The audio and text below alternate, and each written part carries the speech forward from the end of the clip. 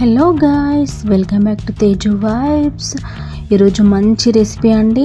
మీరు పిల్లల్ని బయటికి తీసుకెళ్ళి చికెన్ మంచూరియా కానీ అవి ఇవి తినిపించే కంటే ఇంకా ఇంట్లోనే హ్యాపీగా ఇలా ఈ రెసిపీ చేసి పెట్టండి. చాలా ఇష్టంగా తింటారు.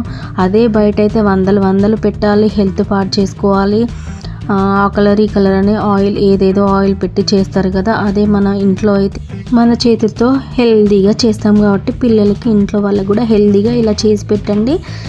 నేను 1/2 kg వరకు క్యాలీఫ్లవర్ తీసుకొని నేను పెద్ద సైజులో ముక్కల్ని కట్ చేసుకొని అందులో సాల్ట్ వేసి వాటర్ పోసి కాసేపు ఒక 5 minutes ఉడికించాను. ఉడికించిన తర్వాత ఇలా స్ట్రెయినర్తో స్ట్రెయిన్ చేసుకొని కూల్ వాటర్ కూడా పైన పోసేసుకొని పక్కన పెట్టుకోవాలి. ఇలా నేను చూపించిన విధంగా పెట్టుకోవాలి. ఇంకా నెక్స్ట్ ప్రాసెస్ చూద్దాము. 1 spoon green chilli sauce, 1 spoon soya sauce, 1 spoon red chilli sauce, 1 spoon ketchup tomato ketchup, next 1 spoon vinegar వేసాను. నెక్స్ట్ 1 స్పూన్ చిల్లీ పౌడర్, 2 చిటికల మిరియాల పౌడర్, నెక్స్ట్ 1 స్పూన్ కార్న్ఫ్లోర్, బియ్యం పిండి 1 స్పూన్ వేసాను. 1 స్పూన్ శనగపిండి కూడా వేసుకొని మొత్తం మిశ్రమాన్ని కలుపుకోవాలి. 1 స్పూన్ అల్లం వెల్లుల్లి పేస్ట్ వేసుకొని కొద్దిగా వాటర్ పోసుకొని ఇలా నేను చూపిస్తున్న విధంగా మిక్స్ చేసుకోవాలి. మంచి లుకింగ్ కోసము చిటికడే నేను ఫుడ్ కలర్ వేసాను. మీరైతే స్కిప్ చేయాలనుకుంటే స్కిప్ చేసుకోవచ్చు.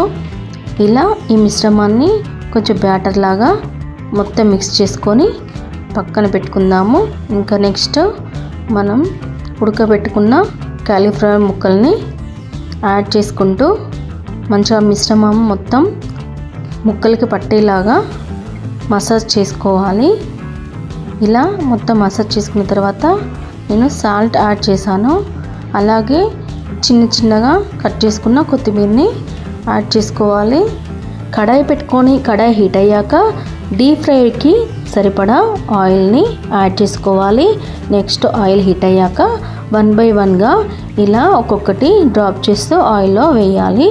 ఇలా వేసి మంచిగా సిమ్లోనే పెట్టేసి వేయించుకోవాలి. ఫుల్ ఫ్లేమ్లో పెడితే పైన మాడతాయి, లోపల వేగిపోవు. అందుకని మీడియం ఫ్లేమ్లో పెట్టేసి మెల్లిమెల్లిగా వేసిన వెంటనే కదపొద్దు. ఒక 1 minute వేగిన తర్వాత మనం ముక్కల్ని అటు ఇటు కదుపుకుంటూ ఈవెన్గా ఫ్రై చేసుకోవాలి. ఇలా నేను చూపిస్తున్న విధంగా మెల్లమెల్లగా కదుపుకుంటూ ఫ్రై చేసుకోవాలి. చూడండి ఎంత మంచి టెక్స్చర్తో ఎలా కనిపిస్తుందో, చూస్తుంటేనే నోరు ఊరిపోతుంది, అంత బాగుంది. స్మెల్ కూడా చాలా బాగుంది. ఇలా డీప్ ఫ్రై చేసుకున్న తర్వాత మనం సర్వింగ్ బౌల్లోకి తీసేసుకొని పచ్చిమిర్చిని ఒక 4 మధ్యలోకి చీల్చి కొంచెం కరివేపాకు పచ్చిమిర్చిని డీప్ ఫ్రై చేసుకొని మనం అందులోకి వేసేసుకోవాలి. ఇలా సర్వింగ్ చేసేసుకొని ఈ టమాటా కచప్తోని తింటే ఇంకా ఉంటుంది, ఆహా అనాల్సిందే, అంత చాలా బాగుంటుంది.